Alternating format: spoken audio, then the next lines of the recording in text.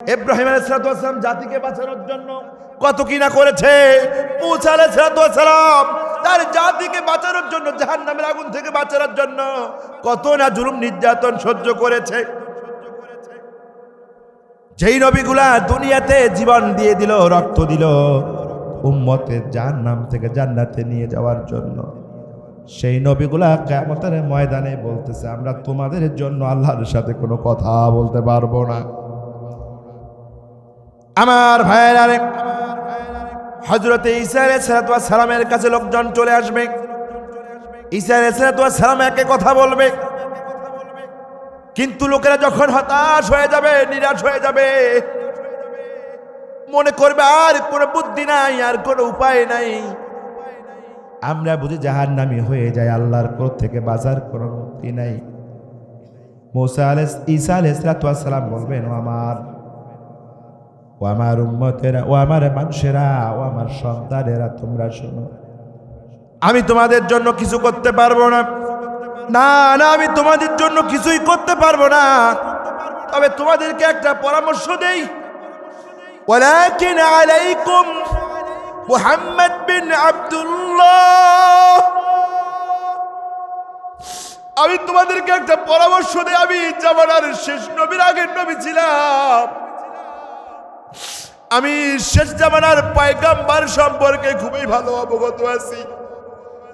ও আমার উম্মতেরা, ও মানুষেরা, ও আমার ভাইরা, তোমরা যদি আজকের এই কঠিন মুসিবত থেকে তোমরা যদি একটু রেহাই পেতে চাও, দেখো তো, দেখো আব্দুল্লাহ বেটা মুহাম্মদ কোথায় আছে। দেখো দেখো জাহান্নামের শেষ পয়গম্বর, দেখো দেখো জান্নাত জামানার শেষ পয়গম্বর, আখেরি পয়গম্বর রাহমাতাল লিল আলামিন কোথায় আছে। তোমরা তার কাছে যাও, যাও তার কাছে যাও, তাকে খুঁজে বের করো। আমার জানা মতে আল্লাহ রাব্বুল আলামিনের সাথে যদি কেউ কথা বলে তোমাদের মুক্তির ব্যবস্থা করে দিতে পারে, তিনি হলেন জামানার শেষ পয়গম্বর জনাবে মুহাম্মদুর রাসূলুল্লাহ সাল্লাল্লাহু আলাইহি ওয়াসাল্লাম। আমার ভাইয়েরা, এক হাদিসের বর্ণনা অনুযায়ী লোকেরা বিশ্ব নবীজিকে খুঁজতে থাকবে, কোথায় মুহাম্মদ।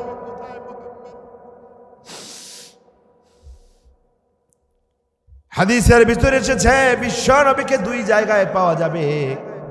একটা হাদিসের বর্ণনা হল হাউজে কাউসারের পাশে, হাউজে কাউসারের পাশে বিশ্ব নবী দাঁড়ায় দাঁড়ায় উম্মতের জন্য অপেক্ষা করবে।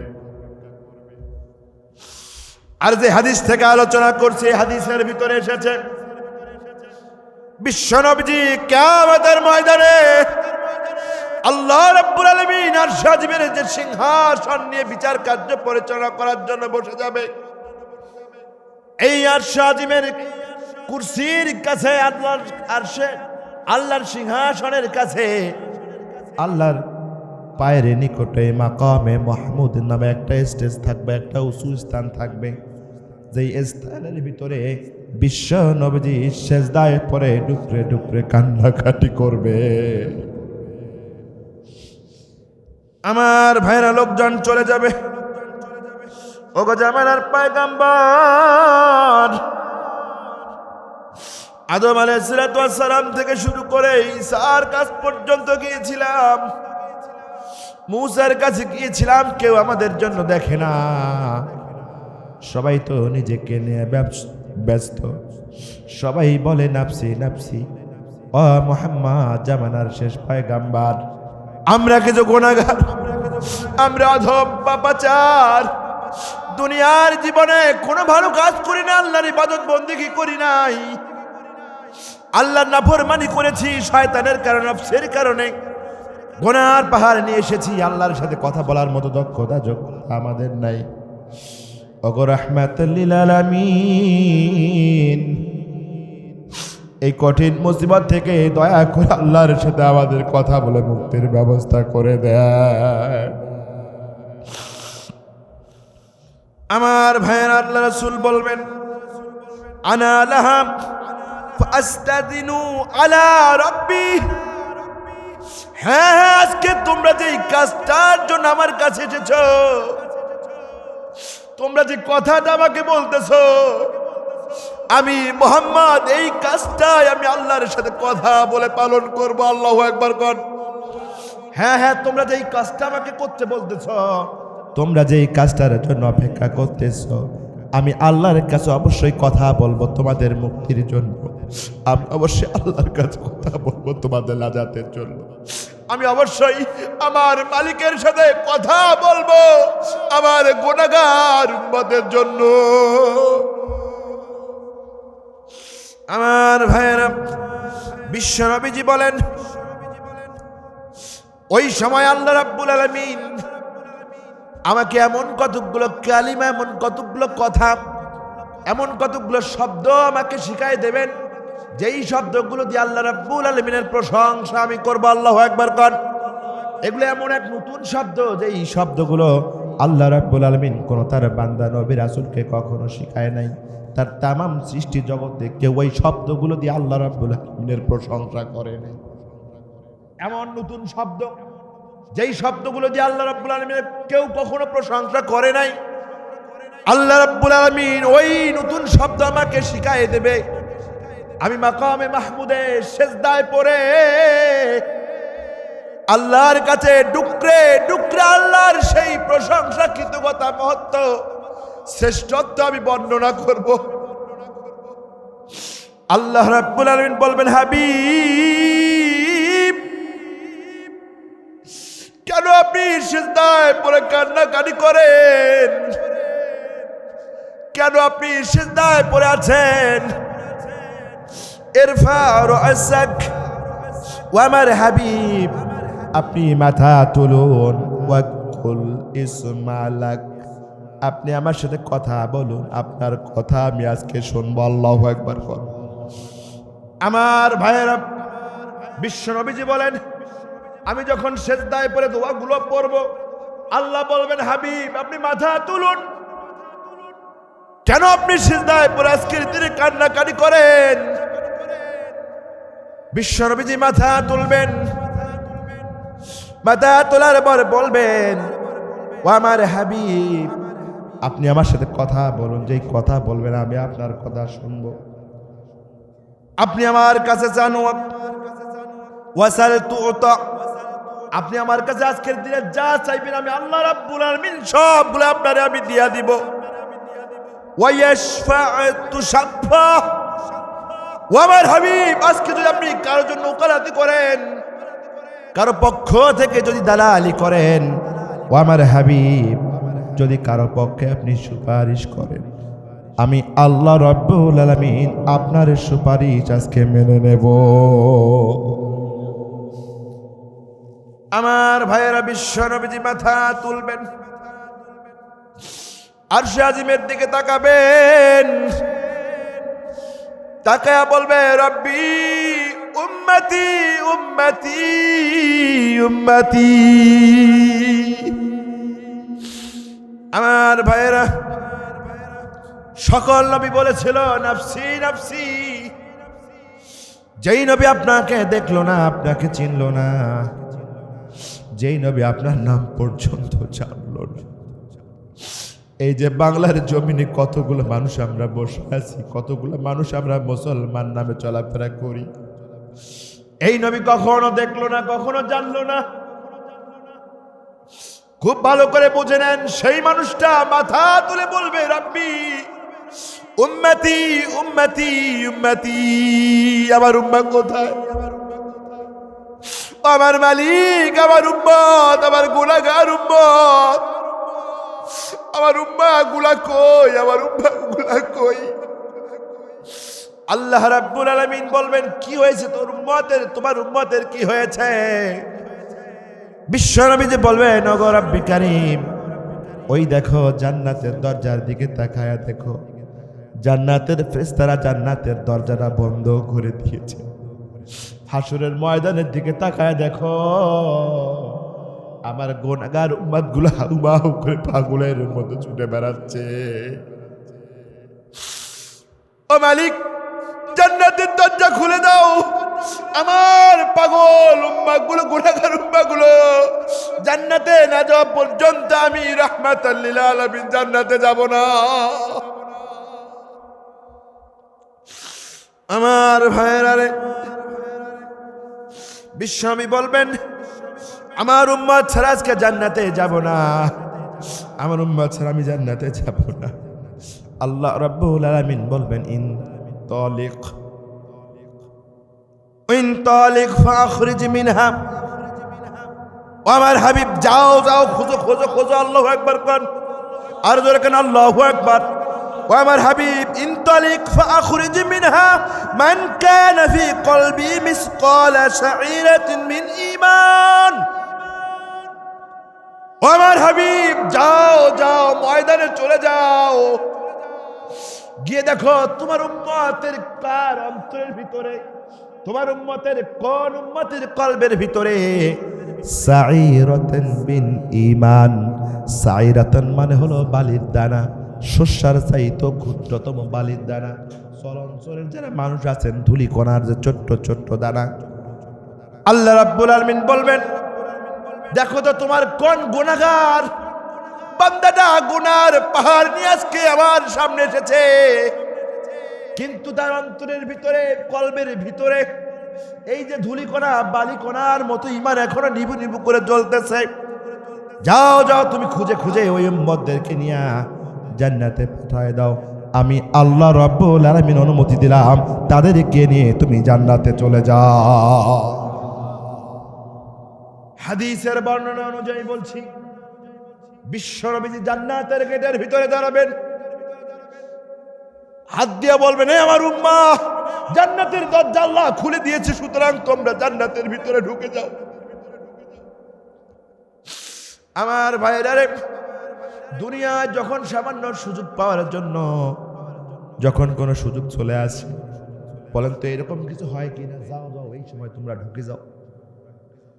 কিয়ামতের ময়দানে জান্নাতের গেটে রাহমাতুল লিল আলামিন দাঁড়িয়ে যাবেন, বলবেন আমার উম্মতেরা যাও যাও, জান্নাতের দরজা খোলা হয়ে গেছে, আল্লাহ অনুমতি দিয়েছে, দেরি করো না, তাড়াতাড়ি জান্নাতে ঢুকে যাও।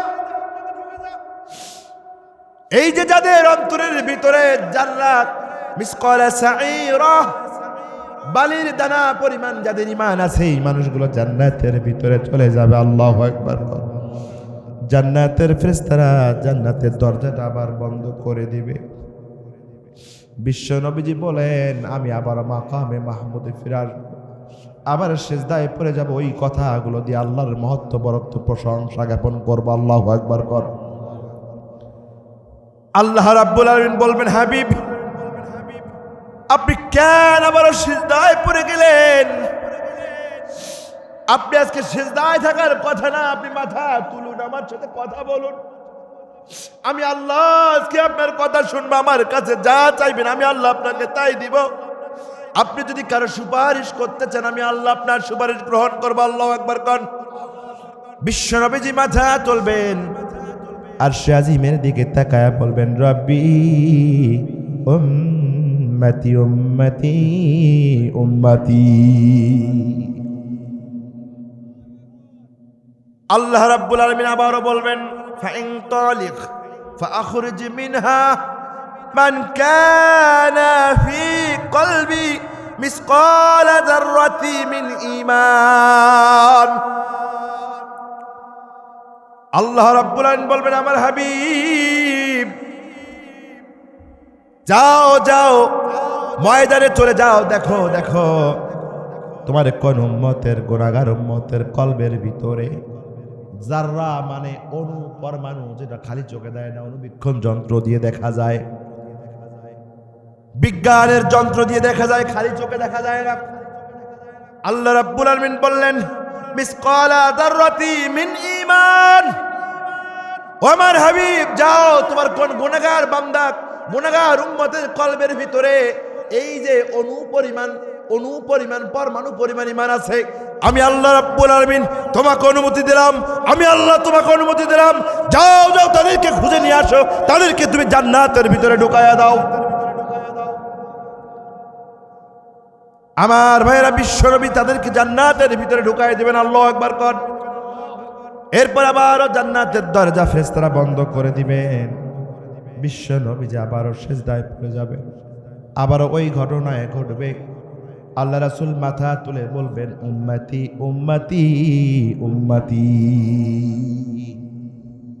কয়বার হলো? কথাক্ষণ কথাক্ষণ কয়বার হয়েছে? কথাক্ষণ। মজা আছে, আর একটু শুনলে মজা পাবেন। আল্লাহ রাব্বুল আলামিন বলবেন, ইরফা রাসাক ওয়া কুল ইসমাইলাক ওয়াসাল তুতা ওয়াশফা তুশাব্বাহ। ও আমার হাবিব, আপনি কথা বলেন, আমি আপনার কথা শুনবো। বলেন তো, যেই শুনে, যে বলে আর যেই শুনে, কে ছোট কে বড়? যে অর্ডার দেয় সেই তো বড়, কথা কয় না।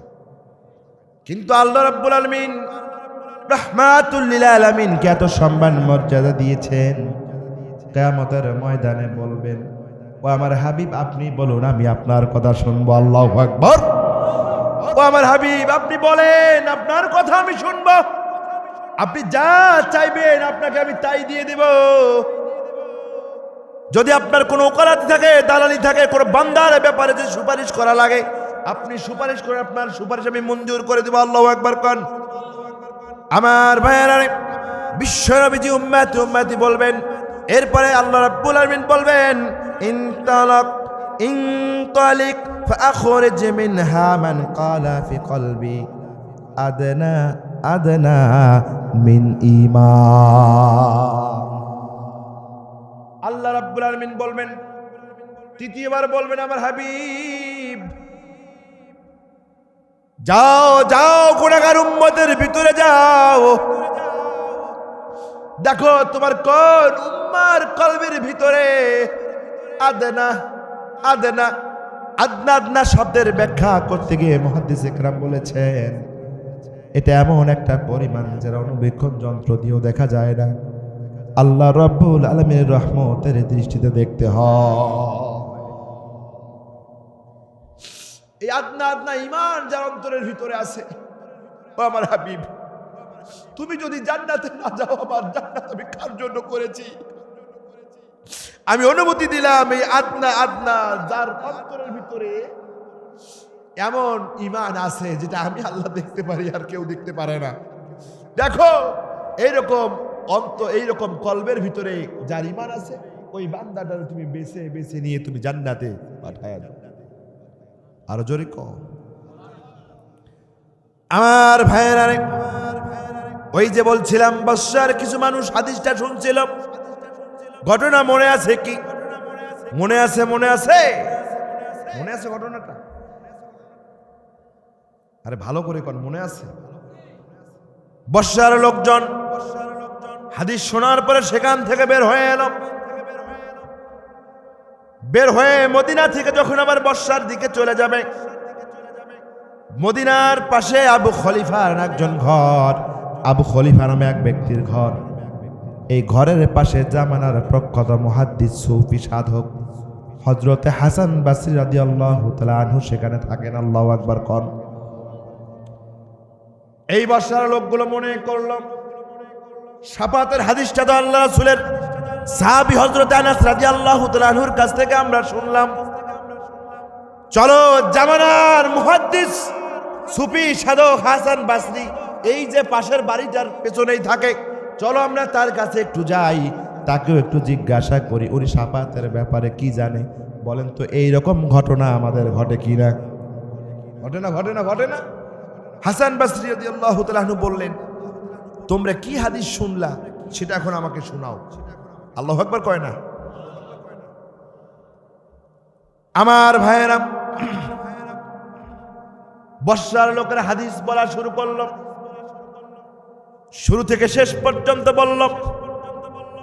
ওই যে তিনবার মাথা তুলে বলেছেন উম্মতি উম্মতি, কতবার? কয়বার? তিনবার বলার পর যখন হাদিসটা শেষ হয়ে গেল, লোকগুলো হাদিস বলা শেষ করে দিল, কিন্তু হাসান বাসরী মাথাটা হালায়া, কানটা তাদের মুখের দিকে এমন ভাবে লেগে আছে, মনে হয় যে আরো কোনো কথা বাকি আছে, এটাও উনি শুনবে। কথা কি বুঝতেছেন? কথা বুঝতেছেন? হাসান বাসরি হাদিস যে বর্ণনা করা শুনতেছে, এদের হাদিস বলা শেষ হয়ে গেছে 3 বার পর্যন্ত। কয়বার পর্যন্ত? 3 বার পর্যন্ত হাদিস বলা শেষ হয়েছে, কিন্তু উনি কান সরায় নাই, মনোযোগটা হাদিস শোনার দিকে এখনো আছে। হাসান বাসরি বললা থেমে গেল কেন? আরো কও। এই লোকেরা বলল উনি তো আমাদেরকে এই পর্যন্ত শোনাইল, এরপর তার আমাদেরকে শোনায় নাই। হাসান বাসরি বলল কেন কেন কেন? আনাস রাদিয়াল্লাহু তাআলা বয়স হওয়ার কারণে কি বাকি অংশটা ভুলে গেছে নাকি? নাকি তোমাদেরকে ইচ্ছাকৃতভাবে এই অংশটা তোমাদেরকে জানায় নাই? এইভাবে যখন হাসান বাসরি কথা বলল, লোকজন বুঝতে পারলো এরপরে আরো কোনো অপশন আছে। কথা কি বুঝতেছেন? তার মানে এরপরে আরো কোনো কথা বাকি আছে। লোকজন তাড়াহুড়া করা শুরু করে দিল, ইয়া আমিরুল মুমিনিন, ও হাদিসের শায়েখ, আপনি দ্রুত বাকি অংশটা আমাদেরকে বলে দেন, আপনি দ্রুত বাকি অংশটা আমাদেরকে শোনান। হাসান বাসরি বলল আমি তোমাদের এই হাদিসটা আনাস রাদিয়াল্লাহু তাআলা যখন টকবগে যুবক, ওই সময় আমি তার কাছ থেকে শুনেছি। বিশ্বনবীজি যখন তৃতীয়বারের মতো উম্মতদেরকে পার করে দিবেন, উম্মতদেরকে পার করে দেওয়ার পরে আবারও চতুর্থবারের মতো জান্নাতের দরজাটা বন্ধ হয়ে যাবে। আমার ভাইয়েরা, চতুর্থবারের মতো জান্নাতের দরজাটা বন্ধ হয়ে যাবে। বিশ্বনবীজি আবারও ফিরে আসবেন, সিজদায় পড়ে যাবেন, সেই শেখানো কথাগুলো দিয়ে আল্লাহর প্রশংসা করবেন। আল্লাহু আকবার কর, আর জোরে কোন আল্লাহু আকবার। আমার ভাইয়েরা, আল্লাহ রাব্বুল আলামিন বলেন, হাবিব মাথা তুলুন, কথা বলুন। আপনি কথা বলুন, আপনার কথা শোনা হবে, যা চাইবেন তা আপনাকে দেওয়া হবে। আপনার দালালি ও কোলাতি, আপনার সুপারিশ আজকে মেনে নেওয়া হবে। কয়বার? জোরে কোন কয়বার? আরো জোরে কোন কয়বার? জোরে কোন কয়বার? আমার ভাইয়েরা, বিশ্বনবীজি মাথা তুলবেন, বিশ্বনবীজি মাথা তুলবেন, তোলার পর কথা বলবেন, ইয়া রাব্বি আনজালি ফি মান ক্বালা লা ইলাহা ইল্লাল্লাহ। আমার ভাই লক্ষ্য করুন, চতুর্থবারের সময় আল্লাহ রাসূল মাথা তুলে বলবেন, লা ইলাহা ইল্লাল্লাহ। 3 বার মাথা তুলে বলেছে উম্মতি উম্মতি উম্মতি। চতুর্থবার বলতেছে মান ক্বালা লা ইলাহা ইল্লাল্লাহ। ও আল্লাহ তাআলা, ও আমার মালিক, ও মহারাজাধিরাজ, আপনি ওই সকল লোকদের ব্যাপারে দালালি করার জন্য, ওই সকল লোকদের ব্যাপারে সুপারিশ করার জন্য আপনি আমার অনুমতি দিয়ে দেন, যেই ব্যক্তিটা দুনিয়ার জীবনে শুধুমাত্র একবারে বলেছিল লা ইলাহা ইল্লাল্লাহ। আমার ভাইয়েরা, বিশ্বনবীজি 3 বার বলেছেন উম্মতি উম্মতি। তার মানে বিশ্বনবীজির প্রতি যারা ঈমান এনেছে, আল্লাহর প্রতি যারা ঈমান এনেছে, এই সমস্ত মুসলমানেরাই হলো আল্লাহর রাসূলের উম্মত। কথা বলেন ঠিক না ঠিক? কিন্তু চতুর্থবার বিশ্বনবী উম্মতি উম্মতি বলে নাই, চতুর্থবারে বিশ্বনবীজি বলেছে মান ক্বালা লা ইলাহা ইল্লাল্লাহ। যেই ব্যক্তিটা তার জবান দিয়ে একবার বলেছে লা ইলাহা ইল্লাল্লাহ, ওগো রব্বিল আলামিন, আপনি ওই ব্যক্তির ব্যাপারেও সুপারিশ করার জন্য আজকে আমাকে অনুমতি দিয়ে দেন। আমার ভাইয়েরা, মুহাদ্দিসে কেরাম বর্ণনা করেছেন, এই হাদিসের হাসিয়ার ভিতরে ব্যাখ্যা লিখেছেন মুফাসসিরে কেরাম, আল্লাহ রাব্বুল আলামিন চতুর্থবার কোন মুসলমানের কথা বলে নাই, কোন উম্মতের কথা বলে নাই, বলেছে মান ক্বালা লা ইলাহা ইল্লাল্লাহ।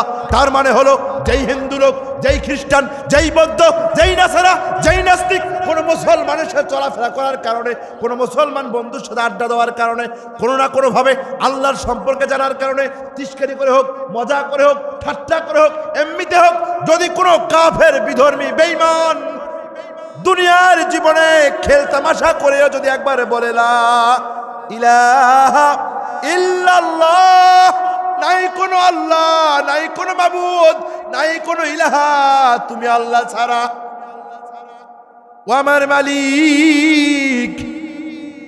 দুনিয়ার জীবনে যে তোমাকে খেল তামাশা হলেও বলেছে লা ইলাহা ইল্লাল্লাহ, যে কাফের বেঈমান খেল তামাশা করে হলেও ঠাট্টা ইয়ারকি বিটকেলি করে হলেও জবান দিয়ে বলেছে লা ইলাহা ইল্লাল্লাহ, ওগো রব্বুল কারীম, আজকে ওই বান্দাটাকেও আমি তোমার জান্নাতে দেখতে চাই। গল্প কিস্সা কাহিনী ভিত্তিহীন কথা বলার জন্য এখানে বসি নাই। বুখারী শরীফের হাদিস, বুখারী শরীফের হাদিস থেকে কথা শোনাচ্ছি, ৭৫১০ নম্বর হাদিস। এই হাদিসের সব শেষে এই কথাই বলেছেন, আল্লাহ সেই ব্যক্তির ব্যাপারে আজকে আমার সুপারিশ তোমাকে গ্রহণ করতে হবে, যেই ব্যক্তিরা দুনিয়ার জীবনে একবারের জন্য মজা করে হলেও তোমাকে ইলাহা হিসাবে একটা বার সে স্বীকৃতি দিয়েছে, সেই লোকটাকে আমি তোমার জান্নাতে দেখতে চাই। আল্লাহু আকবার বল। আল্লাহ রাব্বুল আলামিন বলবেন, আমার হাবিব, এই সমস্ত কাফের বেঈমান মুশরিকদের তো অনেক আগেই ফয়সালা হয়ে তারা জাহান্নামে চলে গেছে। আল্লাহু আকবার কোন, এরা তো অনেক আগেই ফয়সালা হয়ে গেছে, এরা তো জাহান্নামে চলে গেছে। এটা কি করে সম্ভব? বিশ্বনবী যে বলবেন আমার তাদেরকেও জান্নাতের ভিতরে লাগাবে। আল্লাহু আকবার কয় না? আল্লাহ রাব্বুল আলামিন বলবেন, ও আমার হাবিব, তুমি যেহেতু এই লোকটার ব্যাপারেও সুপারিশ করছো অথচ তারা জাহান্নামে চলে গেছে, আমি আল্লাহ রাব্বুল আলামিন তোমাকে কথা দিলাম, আমি আল্লাহ রাব্বুল আলামিন তোমাকে কথা দিলাম, ওয়াল ইজ্জাতি, আমার ইজ্জত, আমার জালালিয়াত, আমার কিবরিয়াত, আমার আজিমিয়াত, আমার আজিমিয়াতের সবগুলোর কসম করে আমি আল্লাহ তোমাকে কথা দিলাম, জাহান্নামের ভিতরে ওদের শাস্তি শেষ হওয়ার পর ওদেরকে আমি জান্নাতে পাঠিয়ে দেব।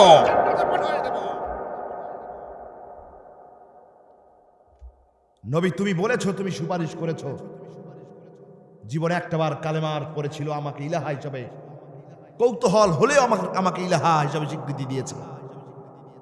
আমার ইজ্জতের কসম, আমার জাতের কসম, আমার আজিমিয়তের কসম, আমার সুলতানিয়তের কসম, আমার শ্রেষ্ঠত্ব বরত্বের কসম, তুমি জান্নাতে চলে যাও ওদের শাস্তি শেষ হওয়ার পর।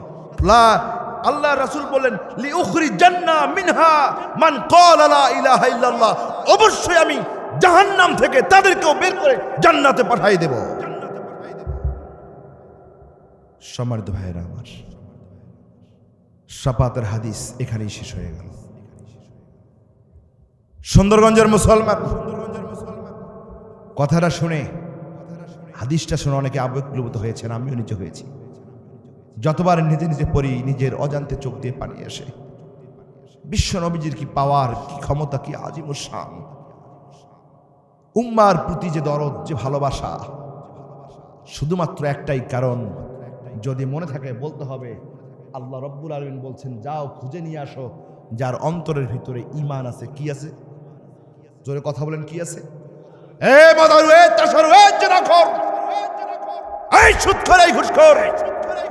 চোর বাটপার সব মুসলমান ভাইদেরকে বলি, আমার দেশের সকল দলের, সকল মতের, সকল রাজনীতিবিদকে আমি বলতে চাই, কখনো ঈমানকে বিসর্জন দেওয়া যাবে না।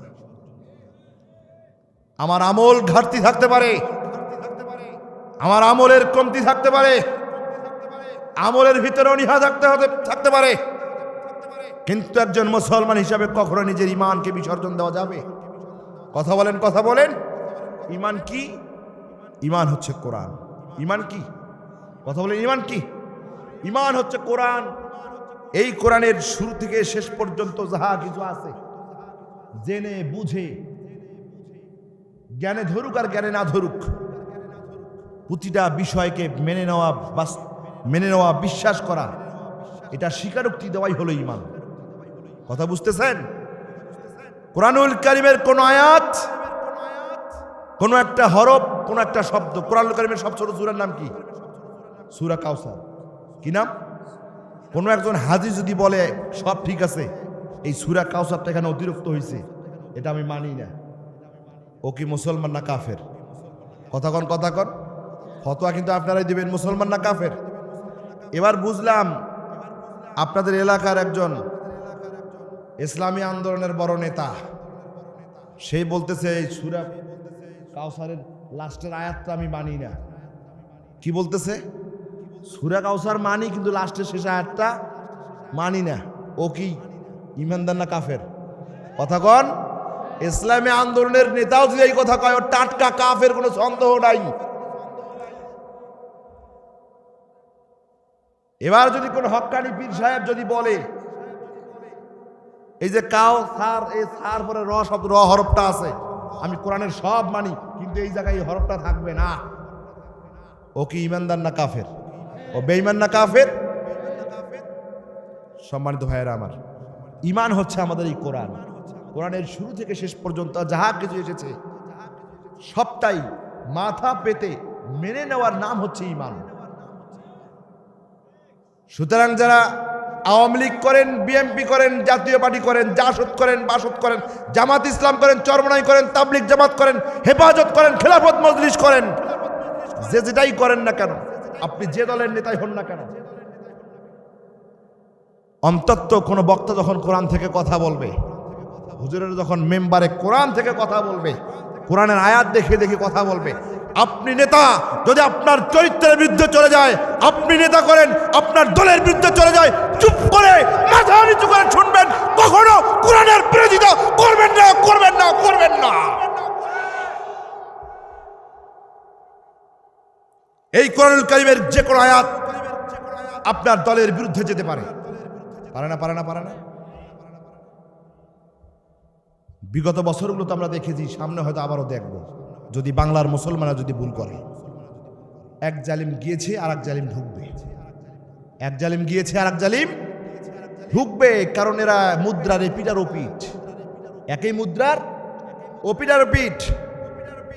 সুতরাং অনুরোধ করে যাই, মুসলমান হিসাবে অনুরোধ করে যাই, পায়ে ধরে বলি, বিএনপির নেতাকর্মী, আওয়ামী লীগের নেতাকর্মী, জাতীয় পার্টির নেতাকর্মী, জাসদ বাসদের নেতাকর্মী, জাতীয় পার্টির নেতাকর্মী, জামাতের যে দল হোক না কেন, যদি কোরআনের বক্তব্যের বিরুদ্ধে আপনার চরিত্র, কোরআনের বক্তব্যের উল্টা যদি আপনার দলের রাজনীতির আদর্শ হয়, মাথা হালায় সেখান থেকে শুনবেন, অপরাধের মতো চলে যাবেন, বাসায় গিয়ে ডুকরে ডুকরে কাঁদবেন, আল্লাহর কাছে কেঁদে কেঁদে বলবেন, আল্লাহ অমুক হুজুর এই কোরআনুল কারীমের ভিতরে একটা আয়াত পড়ে শোনাইলো, এটা তো আমার চরিত্রের বিরুদ্ধে চলে যায়, এটা আমার নেত্রীর বিরুদ্ধে চলে যায়, এটা আমার দলের নেতার বিরুদ্ধে চলে যায়, এটা আমার দলের সংবিধানের বিরুদ্ধে চলে যায়, কিন্তু আমি তো দল করি, আমি তো দল করি। আল্লাহ আমি বুঝতেছি আমি অপরাধী, আমি বুঝতেছি আমি অপরাধী, আমারে তুই মাফ করে দিস। যদি এই চিন্তা ভাবনা মাথায় থাকে, কিয়ামতের ময়দানে ঈমানের নিবু নিবু ঈমান যদি আপনার অন্তরে থাকে, আল্লাহর নবীর শাফাত আপনি পাবেন, এতে কোনো সন্দেহ নাই। আর যদি বিরোধিতা করেন, মসজিদের মেম্বারে হোক আর মাহফিলের মঞ্চে হোক, যদি কোরআনুল কারীমের কথা শোনার পরে ক্ষমতার গরমে, নেতৃত্বের কারণে, রাজনৈতিক দলের কারণে, চরিত্রের বিরুদ্ধে যাওয়ার কারণে একটু সামান্য যদি বিরোধিতা করেন, বিরোধিতা করার সঙ্গে সঙ্গে নামাজি হতে পারেন, দানশীল হতে পারেন, হাজি হতে পারেন, তাহাজ্জুদ গুজারি হতে পারেন, বড় আল্লাহওয়ালা ব্যক্তি হিসাবে আপনাকে মানুষ জানতে পারে, নামের আগে মোহাম্মদ থাকতে পারে, আপনি টাটকা কাফের, এতে কোনো সন্দেহ নাই।